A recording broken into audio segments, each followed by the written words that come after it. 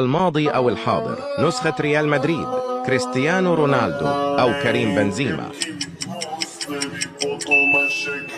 إيكر كاسياس أو كورتوا. هيا نرى من الأفضل. ريال القديم ياخد اللايك والمشاركة، وريال الجديد ياخد اللايك والتعليق. زين الدين زيدان أو لوكا مودريتش، روبرتو كارلوس أو توني كروس،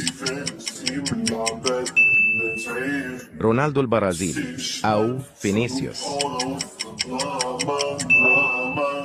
جوتي أو فيدريكو فالفيردي، سيرجيو راموس أو كارفاخال.